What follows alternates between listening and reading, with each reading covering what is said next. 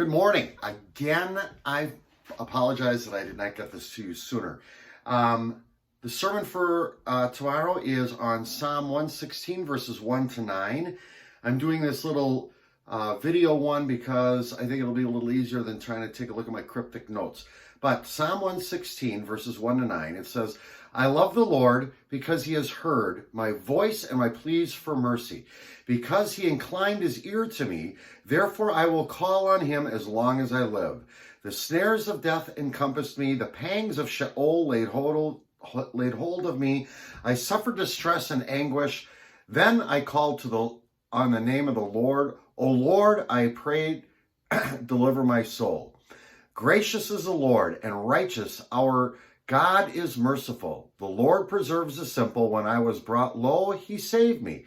Return, O my soul, to your rest, for the Lord has dealt bountifully with you. For you have delivered my soul from death, my eyes from tears, my feet from stumbling. I will walk before the Lord in the land of the living. This is a nice little psalm. It's a psalm, obviously, of praise, but also this is a psalm where the psalmist was praying after he got delivered from something. So he's announcing this to the congregation that he, and sort of giving a personal testimony, which is what we Lutherans don't really do well. But he gave a personal testimony. The Psalms are always full of them. One of the things that's a couple of the points that can be brought out is, even though this is a psalm of thanksgiving, it also has a hunting element in it. When you take a look at verse 3, the snares of death encompassed me, the pangs of Sheol laid hold of me, I suffered distress and anguish. That is, the snares brings in a hunting dimension.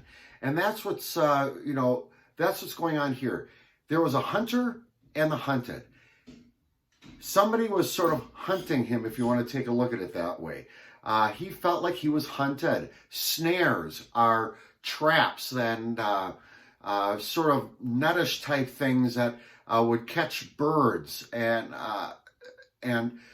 once an animal was stuck in a snare, he couldn't get out.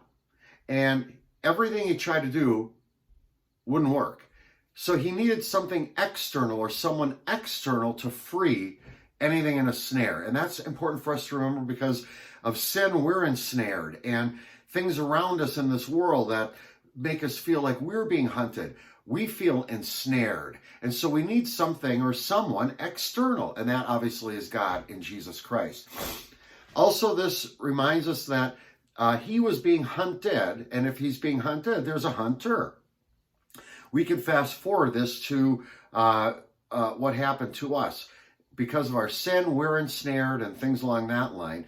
Satan is always hunting us. It's spiritual warfare. He tries to, he'll use anything at his disposal, finances and famine and all these kinds of things. He'll use people and pestilence. He'll use politics. He'll use the sins from our past. He'll use whatever he can at his disposal to cause us doubt. Even the Christian will have doubt, and even the Christian is hunted. In fact, we're the only ones that Satan doesn't have yet.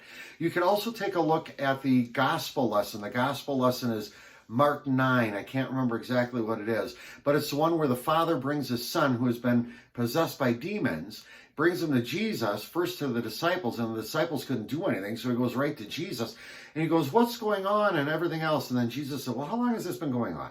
And he says, oh, since childhood, can you help me? And he goes, if you can, meaning, what, are you doubting me? And he says, I believe, but help my unbelief.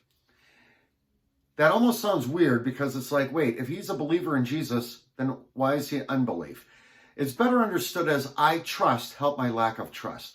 And in spiritual warfare, we can all lose that hope. We can lose some trust. Our trust gets weakened. But the other thing to remember then is faith. Faith belongs not this, I put this better in my sermon, but faith is not ours, so to speak, meaning it doesn't originate in us. It comes from God. So it's a gift from God to you. And that makes all the difference in the world because humanity's faith would be weak at best against the wiles of Satan and the kingdom of darkness. So we got to remember that the faith we have belongs to God. He gives it to us as a gift. It originates in God. And that's important because we too can fall weak in our faith life or walk with Jesus Christ. This could happen to the kids. Maybe there's problems in the family. Mom and dad are fighting. Mom and dad got divorced. Maybe mom or dad are in jail. Whatever the case may be.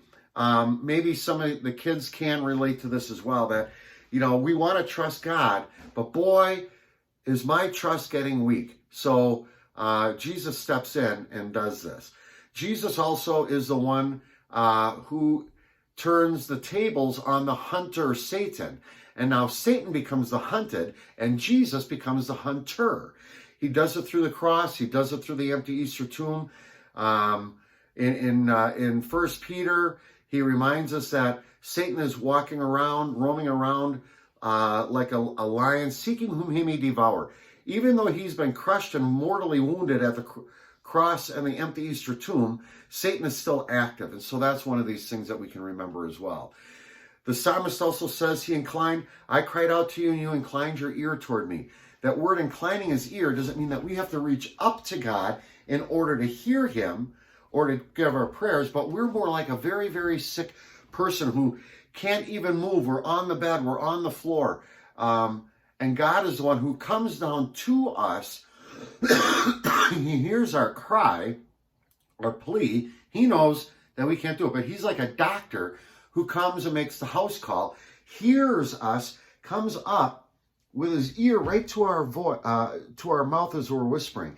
He inclined his ear to us. That's what it means, that he comes to us. It's a very beautiful picture. And he hears and he answers the sick patient, the wounded patient. So I hope I hope this is helpful. I will send you the sermon. It's more in note form, but maybe you can pick something up out of there as well. So thank you very much, ladies. God's blessings to you as you work with the Sunday school kids, and I really do appreciate you. Have a great day. Bye-bye.